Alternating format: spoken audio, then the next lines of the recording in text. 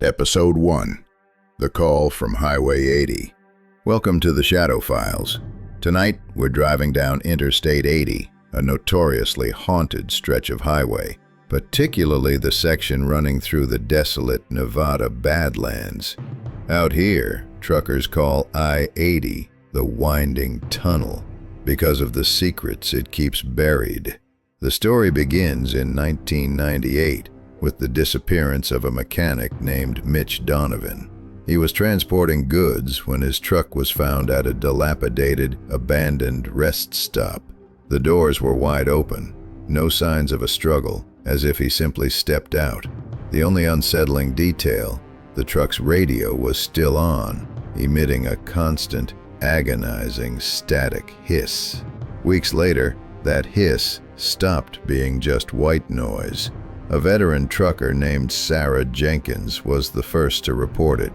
She was driving at 3 a.m. on the same lonely stretch where Mitch vanished when her radio suddenly switched frequencies on its own. She wasn't picking up a station, but rather the voice of a man, whispering, lost, as if distorted by distance and sheer terror.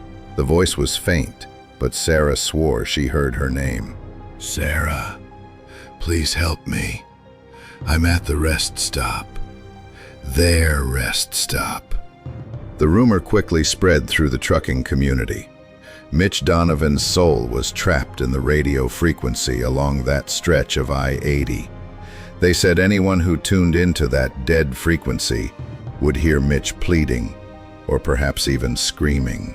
The legend took a terrifying turn in 2005 when a young couple, Elena and David, decided to seek out what the truckers called their rest stop as a morbid adventure.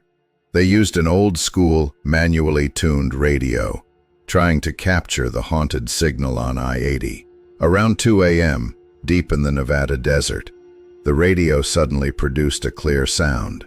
It wasn't a voice, but the sound of tires crunching on gravel, a real, physical sound, as if someone was parking right beside them. Then came the voice, faint, choked, clearly belonging to a man trying to scream but only managing a whisper. "Don't stop. If you see the single red light, don't stop. They don't want you to leave." David, trying to be brave, laughed it off, telling Elena it was just a prank. But Elena didn't laugh.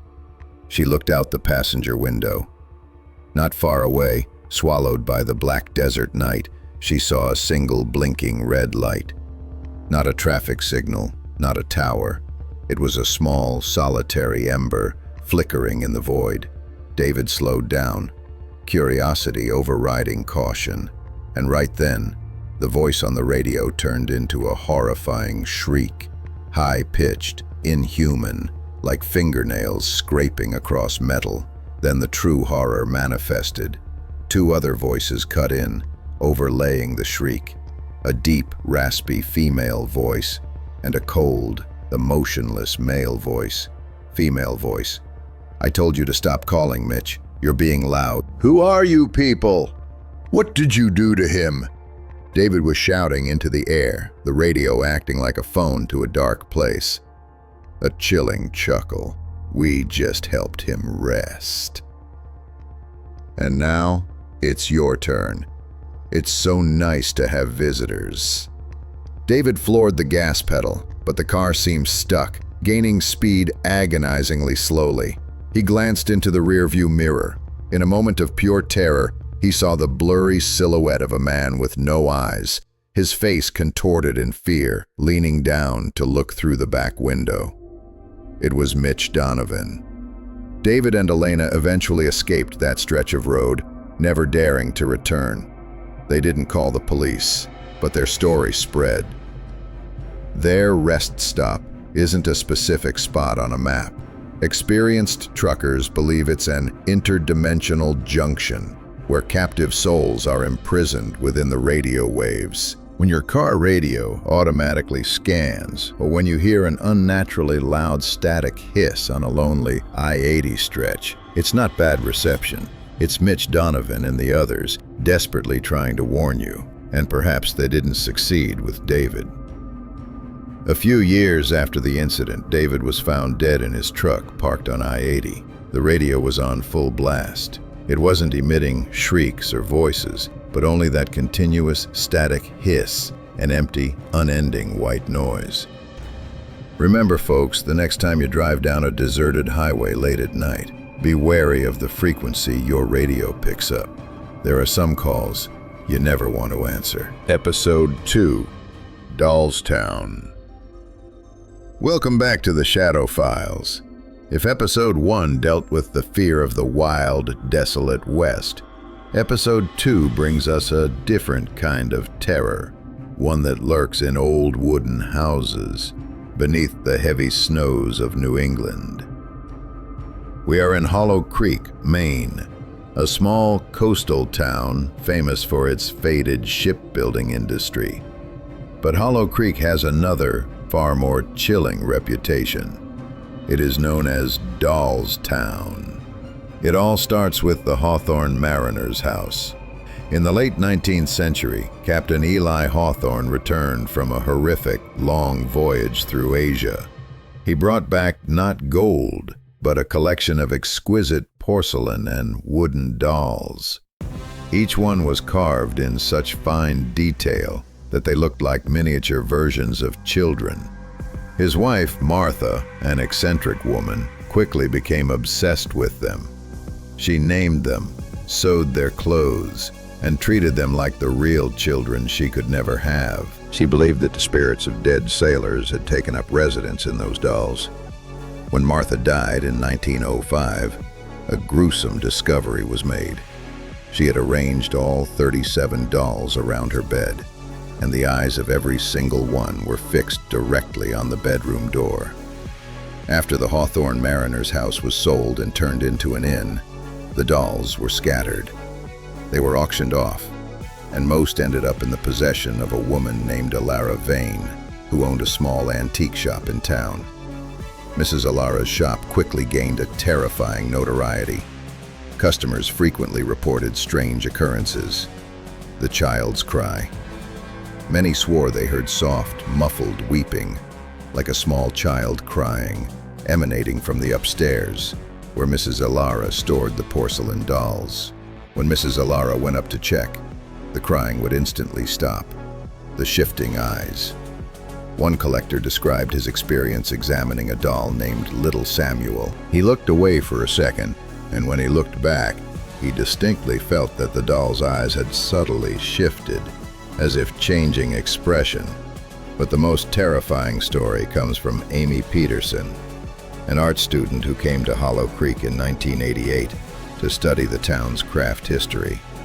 Amy rented a small room on the second floor, directly across from Mrs. Alara's doll storage room. One night, around 4 a.m., Amy woke up to a sound.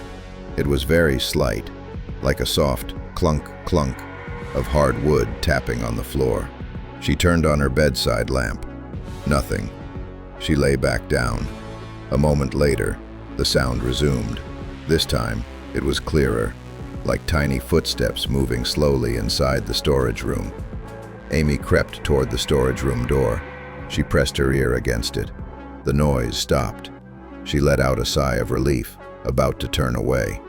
Just then, she heard a different sound. Not footsteps, but the gentle sound of scraping wood, as if someone was slowly sliding a doll beneath her door gap. Amy looked down in sheer terror. The gap was dark. Then something white and round began to emerge under the door. It was a porcelain eye, then the second eye, and then the entire small, cold, expressionless face of a porcelain doll was pushed through the gap, staring straight up at Amy's feet. The doll was no longer resting on the floor. It was standing up on its own and slowly creeping toward her. Amy Peterson fled the town that night. She never dared explain what happened, only saying, "Those weren't glass eyes.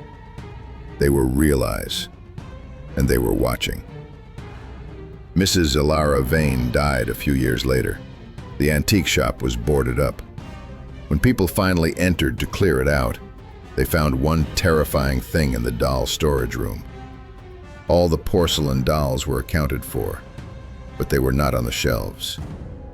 They were standing in a perfect circle, facing inward, and in the center of that circle was one empty wooden chair. Local legend says that among the 37 dolls of Captain Hawthorne, one carried his own spirit, the doll Martha loved most, known as the Watcher. It is believed that the Watcher never moves. It only commands the others to move for it. And every time it finds a new friend, a new soul, to add to the collection, it needs an empty chair for that spirit to sit down and join their eternal playtime. To this day, Mrs. Alara's antique shop still stands, abandoned, no one daring to buy it. And if you ever drive through Hollow Creek on a snowy night, be careful not to look too closely into the windows of the old houses, because you might just see a small porcelain face staring back at you. Episode 3, The Void Hotel. Welcome back to the Shadow Files. This time, our story leaves the desolate highways and the antique towns for a fear that is architectural and psychological, a modern structure that warps reality. We're in the bustling metropolitan center of Dallas, Texas. Amidst the glass and steel skyscrapers stands a structure lauded as a modern architectural marvel, the Axiom Hotel. However, those in the occult and conspiracy circles call it by a much colder name, the Void Hotel. The Axiom was designed by a genius but deeply eccentric architect named Julian Vance. Vance held a strange philosophy. He believed that time was not linear, but a space that could be bent, and he wanted to build a place where guests could step out of the normal flow of time. The hotel has 22 floors, but no one has ever found room 13, and the internal layout itself began causing strange incidents immediately after its opening in 2017. The strangest anomaly? When you walk from the right corridor to the left corridor on the same floor, the room numbers don't match up. Sometimes going from room 105 to 107 forces you through an unnamed void where room 106 should be. And it is in these voids, these architectural blind spots that Vance intentionally created, that reality begins to crack. The most terrifying incident happened to Daniel Hayes, an investigative journalist who came to write an expose on the bizarre disappearances occurring at the Axiom. Many guests vanished within the hotel. They didn't leave the building, but they seemed to disappear mid-hallway or behind a closed door. Daniel checked into a room on the 18th floor. On his second night, he decided to explore the stairwell, documenting everything with his body camera. He walked down from the 18th floor to the 17th. Everything was normal. He walked down from the 17th floor to the 16th. He noted the room numbers, 1612, 1614, 1616. When he reached the 15th floor, something shifted. The hallway became darker, quieter. He couldn't hear the air conditioning. No chatter, only the sound of his own footsteps. The bizarre thing was the room layout didn't match. On the 16th floor, rooms faced each other. On the 15th, there were rooms on only one side, and the opposite wall was a seamless concrete expanse, devoid of doors or any features. When he reached the 14th floor, things became illogical. He walked past room 1405. He turned a corner, and suddenly, he found himself walking past room 1405 again. He stopped and went back to check. It was indeed room 1405. His camera recorded it. He had been walking for 5 minutes, yet the time displayed on the screen showed he had only moved for 30 seconds. Daniel realized he was trapped in a spatial loop created by the architect. Panicked, he started running down the stairs. The 13th floor. Even though the hotel officially has no 13th floor, the stairwell marked the landing with the number 13.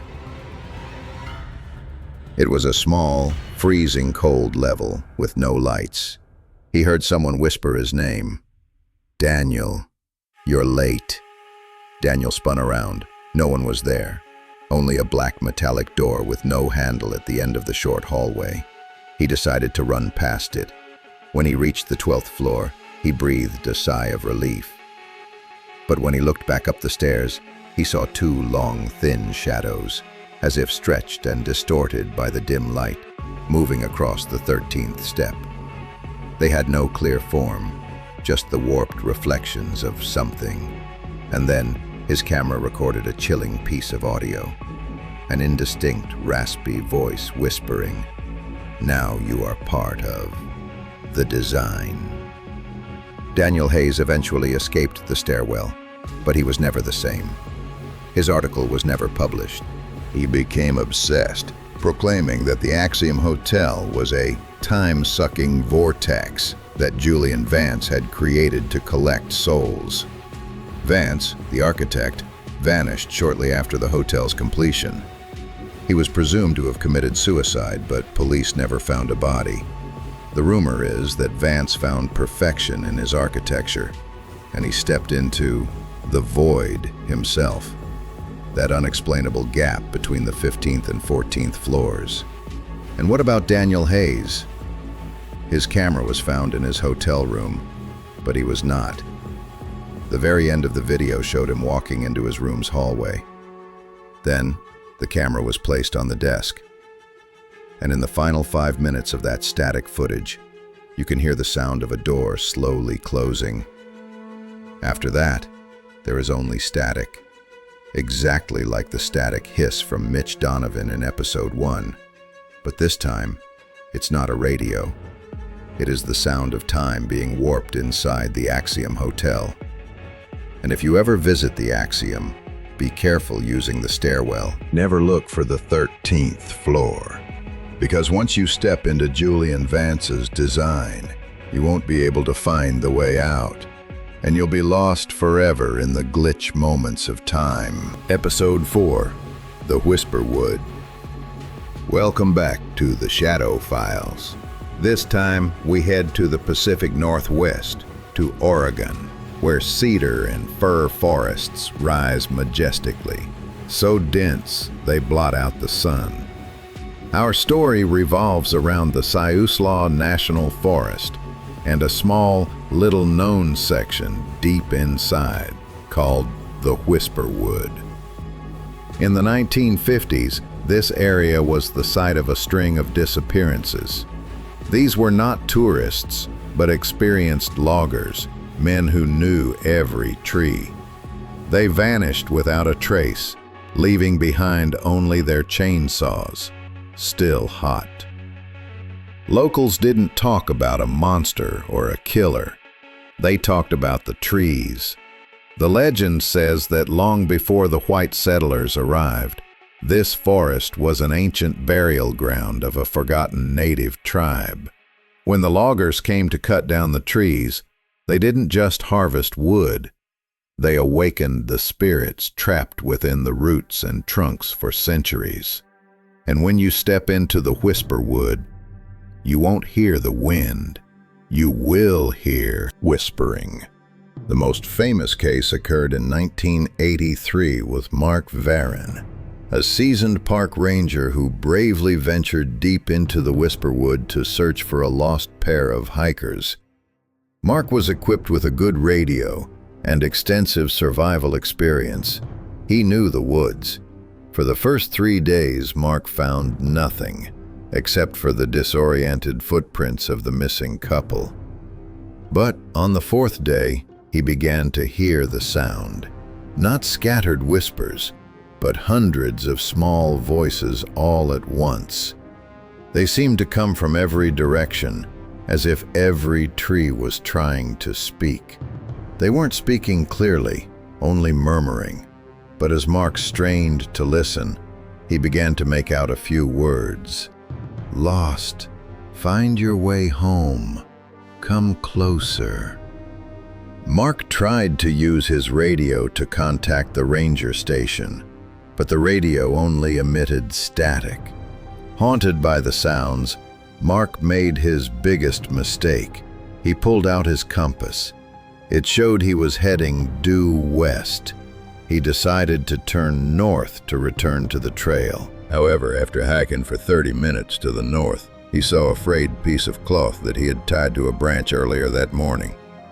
He had walked in a circle, yet his compass still pointed north. By now, the whispers were no longer murmurs. They had become personal. Mark heard a clear, soft voice like that of a woman. "Mark, have you forgotten about her?" Mark froze. The voice was unmistakably that of his wife, Sarah, who had passed away a year earlier. The voice spoke again, closer this time, as if someone was standing just behind a tree. "Sarah is here. I've been waiting for you. I'm in this tree." Mark began to run. He sprinted in the direction the compass indicated, but the forest seemed to open up before him. The trees grew denser. The light vanished. He felt like time slowed down, and his breathing became labored. When he looked back, he saw something moving, not an animal, but the shape of the tree trunks warping and shifting slowly, blocking his path. Mark Varon never made it out of the Whisperwood. A week later, the government search team found his backpack and his radio. They were neatly placed at the base of a tree. Strangely, when they checked the radio, it worked perfectly. And when the team leader pressed the transmit button, they heard Mark's voice over the radio. It was not a recording. It was his voice, distorted and slow, as if he were speaking through thick mud, repeating a single sentence. "I am Mark Varon. I am lost. I am in the tree." It is believed that the whispers Mark heard were not the spirits of the dead. They are the echoes from the living material, the trees, which have absorbed and retained the final emotions, the desperate cries of those who have vanished. The trees in the Whisperwood don't kill people, they merely contain them. And if you ever walk through that forest late at night, remember that sometimes the crackling sound you hear is not dry branches snapping underfoot. It is the sound of human bones breaking as the tree slowly grows, swallowing the lost into its eternal heartwood. Episode 5: The Silent Lighthouse. Welcome back to the Shadow Files. This time we confront ultimate solitude off the coast of Massachusetts, where the frigid Atlantic swallows everything. Our story takes place at Black Rock Lighthouse, a solitary stone tower about 10 miles from the mainland, standing firm against the storms. Black Rock has a long and grim history. Locals call it the Silent Lighthouse, not because it lacked keepers, but because the last keepers either died in silence or vanished without a trace. The most famous incident occurred in 1978. The lighthouse was manned by an old keeper named Elias Finch and his young assistant, Thomas Hale. They were two resolute men, accustomed to isolation. But one stormy December night, the supply ship couldn't reach Black Rock. 3 days later, when the storm cleared, a Coast Guard patrol boat arrived to check on them. They found the lighthouse operational. The light was still spinning, casting its powerful beam, but inside there was no one. There were no signs of a struggle, no suicide notes, no missing lifeboats. Everything was tidy. Breakfast had been prepared, coffee was still in the pot, and the lighthouse logbook lay open on the table. Only one peculiar detail was recorded in the log.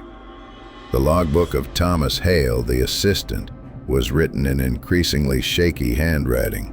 In the first days of being trapped by the storm, everything was normal. They complained about the boredom, about the relentless sound of the waves. Then Thomas began recording strange things. December 14th, Elias said he heard someone tapping on the glass at the top of the tower. But the wind is too strong. Must just be drafts. Heavy snow. The waves are so loud I can feel them in my bones. December 15th. Elias and I checked every nook and cranny. Nothing. But something brushed against my leg as I descended the spiral staircase. A cold, damp touch. We barely speak anymore. only the waves and the wind whistling through the windows.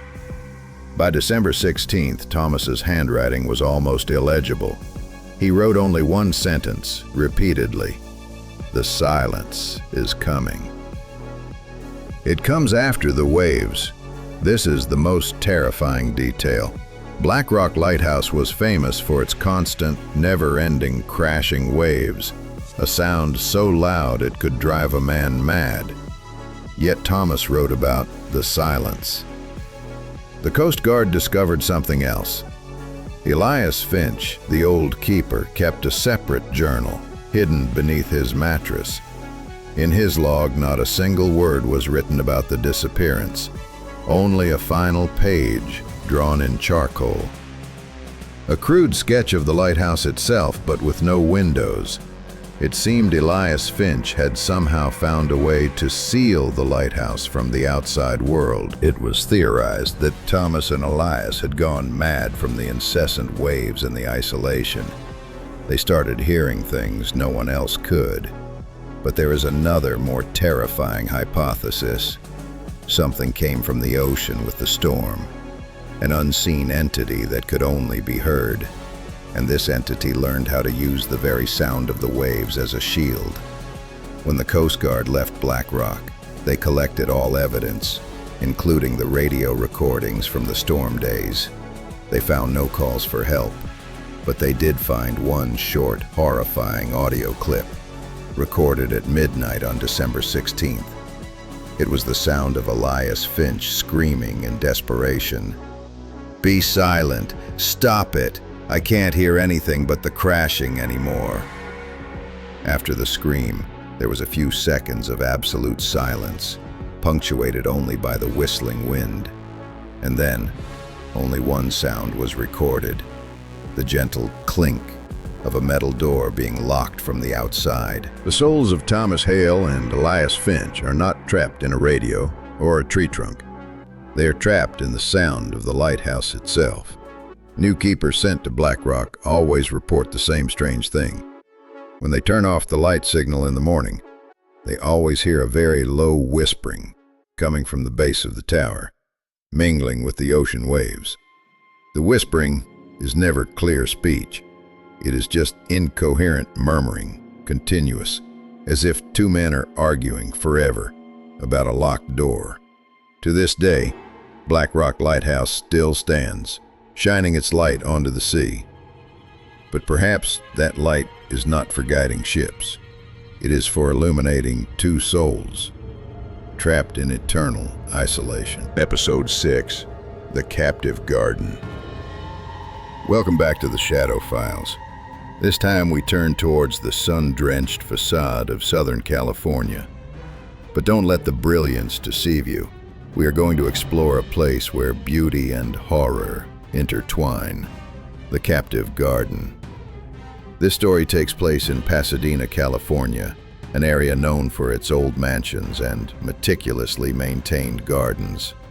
But one garden, hidden behind a high stone wall, harbors a deadly secret. It is the Blackwood House Garden, a vast estate distinguished by its surreal beauty.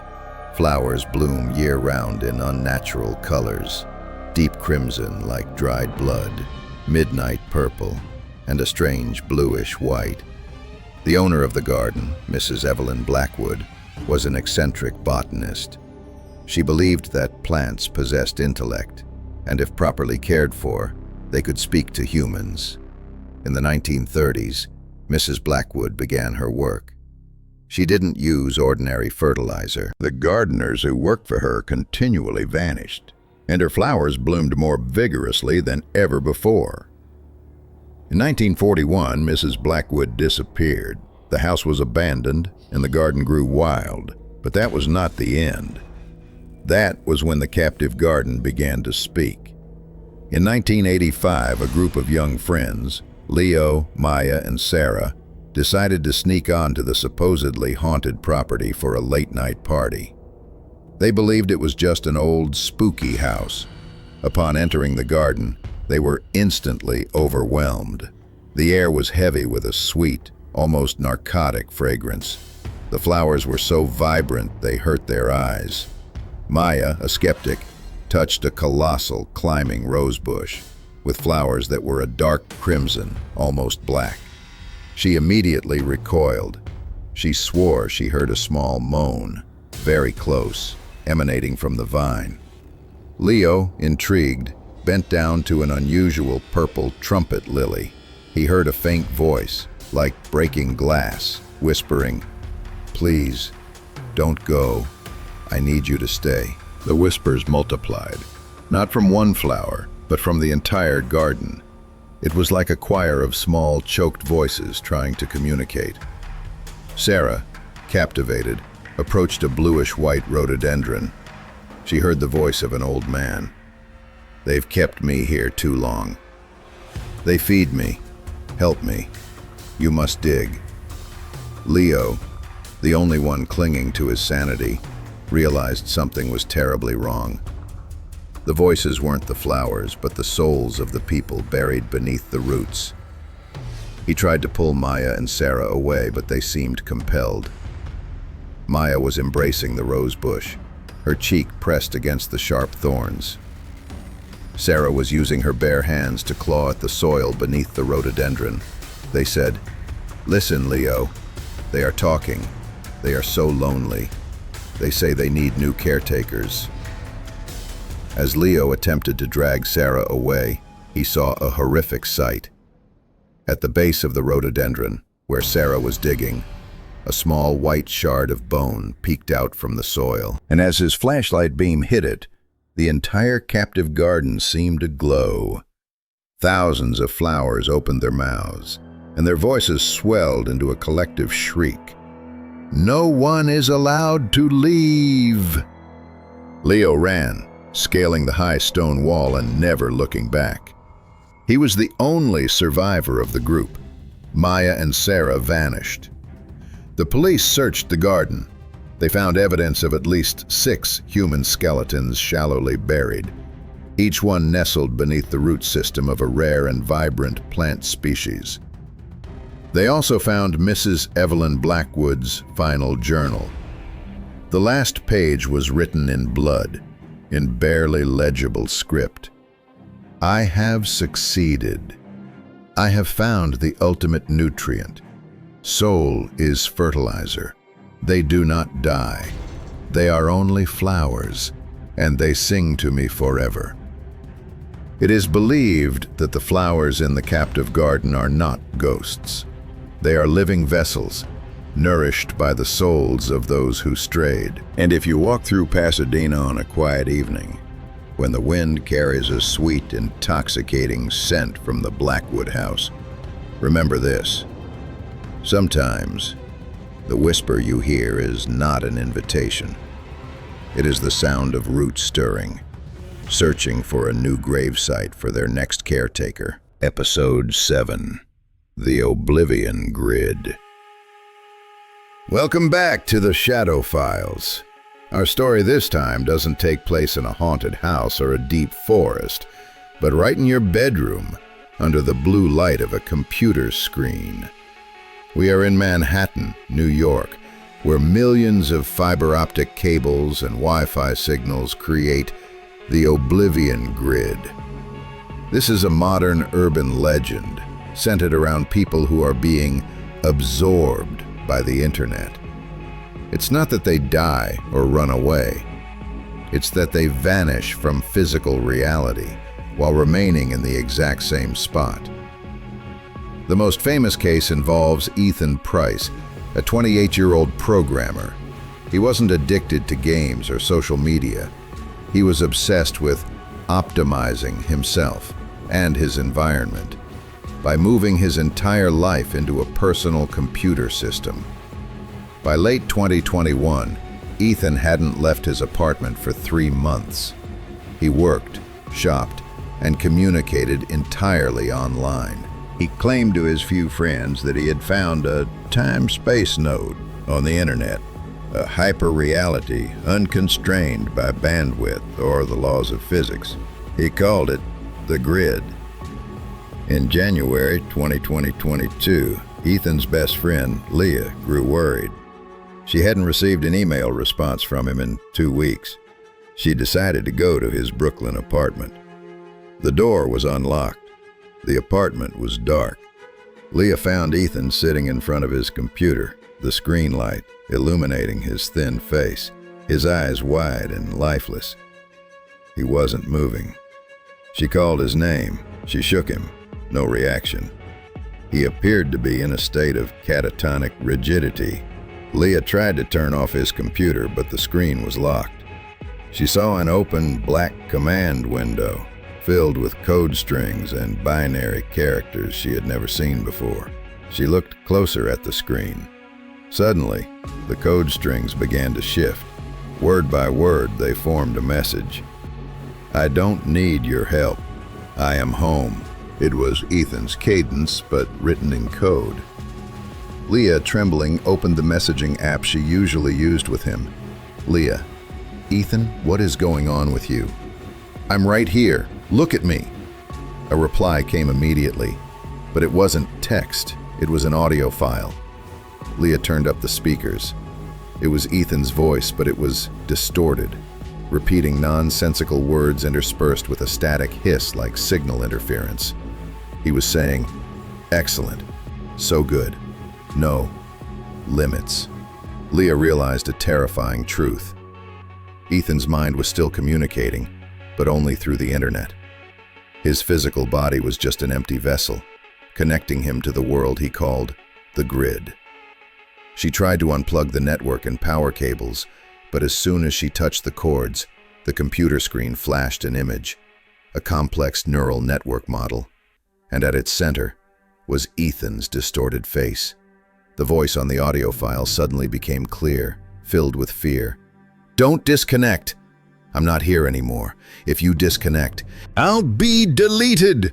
Leah called the police and rescue team. They took Ethan to the hospital, but doctors couldn't find any medical explanation for his catatonic state.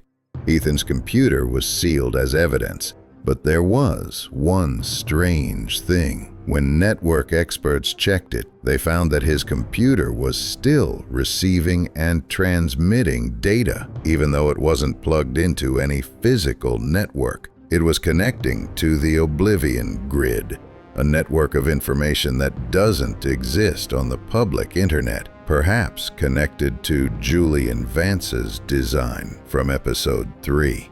And Ethan's fate? After a month in the hospital, he woke up. He was perfectly normal, healthy, but he didn't remember anything that happened. He denied creating the grid. However, there is one chilling detail. Ethan never uses the internet anymore. He is terrified of technology. But if you send him a text message or an email, he will reply. And sometimes in that reply, there will be a random string of binary characters appended to the end.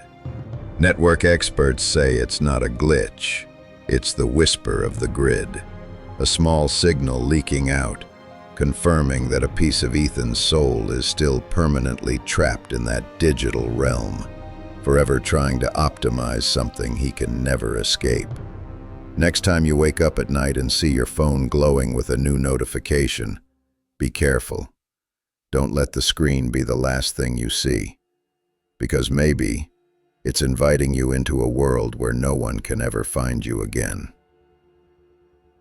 Episode 8, The Mirror Vault. Welcome back to the Shadow Files. Tonight, after the digital scares, we explore a classic yet perpetually haunting fear, the distorted reflection. This time we are in Chicago, Illinois, where old skyscrapers conceal a reflective secret. The script for Episode 8, The Mirror Vault, approximately 9 to 10 minutes. Welcome back to the Shadow Files. Tonight we delve deep beneath Chicago, into a forgotten old vault of a theater from the 1920s. The story revolves around the Silver Theater, a venue famous for strange stage accidents. But the real horror lies in its basement, the Mirror Vault.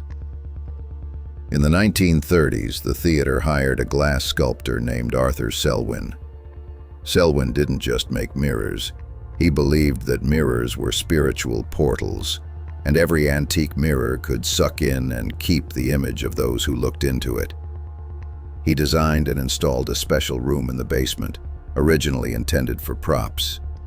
This room was lined with dozens of intricately carved mirrors, from small to large, each hundreds of years old. Selwyn called it the theater's soul archive. In 1937, Selwyn vanished, and the room was sealed shut. It was rumored that he was kept by his own creations. The incident occurred in 2008, when a group of architecture students, led by Ben Harper, snuck into the abandoned Silver Theater to take photographs. Ben found the mirror vault. The room was cold, smelled of mold, and was chillingly silent. When he turned on his flashlight, dozens of reflections of himself appeared in the countless mirrors, from warped, gilded mirrors to smooth, black ones. Initially, Ben was thrilled. He started taking pictures. But then, he realized something was wrong. He looked into a large, oval mirror with a dark wooden frame. His reflection was slightly different. Ben was smiling faintly, but the image in the mirror was stern, staring intently at the back left corner of the room, where there was nothing but shadow. Ben frowned. The image in the mirror also frowned, but its gaze never left that dark corner. Ben decided to conduct an experiment. He raised his left hand. All other reflections raised their right hands. But the image in the oval mirror retracted its hand, as if it didn't want to be noticed. Terrified, Ben turned his back, trying to leave the room. Just then, he heard a noise.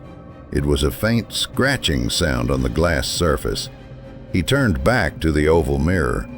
His reflection in the mirror was using its fingernails to scratch the glass from the inside. Then the image began to speak. The sound was thin and cold, like glass clinking. "Don't go. I've waited a long time. You are my chance." Ben panicked and ran towards the door, but as he glanced at the other mirrors, he saw something more horrifying. In every mirror, his reflection was no longer him. One image was crying, one was screaming, one was looking at him with a maniacal grin. These were alternate versions of Ben, the parts of his soul that the mirrors had trapped. And the image in the oval mirror was lunging out of the mirror, its body still bearing the silver-white sheen of the backing, crawling out of the glass frame. It looked exactly like Ben, but its eyes were empty black sockets. Ben Harper finally escaped the mirror vault, but he was not the Ben Harper who entered. When he was found, he had a small scratch on his hand, exactly where the reflection had scratched the glass. He remembered nothing of the incident, but he had fundamentally changed. He became cold, emotionless, and incapable of expressing feelings. And the most terrifying thing, Ben no longer cast a reflection. When he looked into a mirror, a car window, or even a puddle of water, he saw only a faint surface, or nothing at all. His reflective soul had been stolen. It is believed that Arthur Selwyn's mirrors didn't just record images, they imprisoned parallel versions of people, better, worse, or simply different versions, waiting for an opportunity to escape and take over our physical bodies. And the version of Ben in the oval mirror succeeded. It got out, leaving the physical Ben hollow and soulless, though still technically alive. If you visit Chicago, remember that beneath the foundation of old architectures, there is a place where your identity is treated as a commodity. And the next time you look into a mirror, be careful. Make sure your reflection isn't the version more desperate to get out than you are. Episode 9, Night Bus. Number 9, welcome back to the Shadow Files. Tonight, the final story of Season 1 takes us to Los Angeles after midnight, when the streets are empty and the streetlights cast a dim, eerie glow. In LA, there is an old but persistent urban legend surrounding bus route number 9. Specifically, the last bus to leave downtown at 2:30 a.m. It's known as the Corridor Bus. Most passengers are late-night workers, drunks, or those who can't afford a cab. But those are not the passengers we are talking about. The legend says that if you board this last bus number 9, you might encounter passengers who don't exist. They aren't overt ghosts. They are people trapped in eternal transit between the LA bus stops. And there is one stop no one should ever get off at: the Phantom Stop, a place said to be located at the 9th intersection after the bus leaves downtown. This story belongs to Jared Simmons, a design student who frequently had to take this night bus because of late work hours. One Friday night, Jared boarded bus number 9 at 2:30 a.m. Everything was outwardly normal, but just slightly off. The driver was an old man, wearing sunglasses in the dark. No one was speaking. The only sounds were the hiss of the old air conditioning unit and the tires grinding on the asphalt. Jared began to notice the passengers. There was a man in an old business suit sitting up front, holding a frayed briefcase. He didn't move. There was a young woman sitting across from Jared, staring out the window, but her face cast no reflection on the glass. When the bus stopped at the 7th intersection, the man in the business suit stood up. He walked toward the door, and as he passed Jared swore he heard the rustling of paper, but not from his briefcase, from his jacket itself, as if his coat was made of old maps. The driver didn't open the door. The man turned back, looked at Jared with empty eyes, and returned to his seat. Jared started to panic. He pulled out his phone to check the GPS map, and then they reached the 9th intersection. It wasn't an intersection. It was a pitch-black stretch of road with no streetlights, no buildings, only tall, concrete retaining walls. The bus stopped. The door hissed open. The man in the business suit stood up and exited. The young woman also stood up. She looked directly at Jared, and her face suddenly warped into a pained smile. She whispered, but Jared heard it clearly. "This is their stop. Don't get off. You will be trapped in transit." Jared realized this stop wasn't on any map.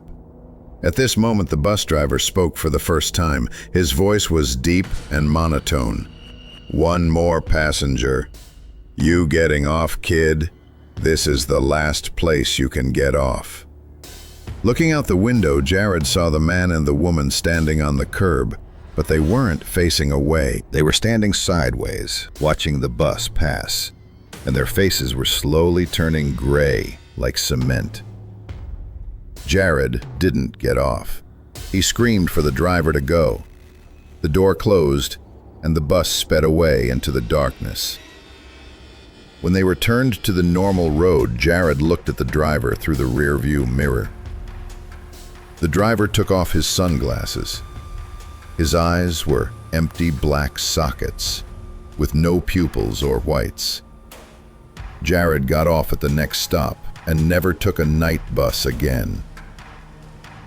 But the story of night bus number 9 continues. It is believed that the bus doesn't follow a physical route.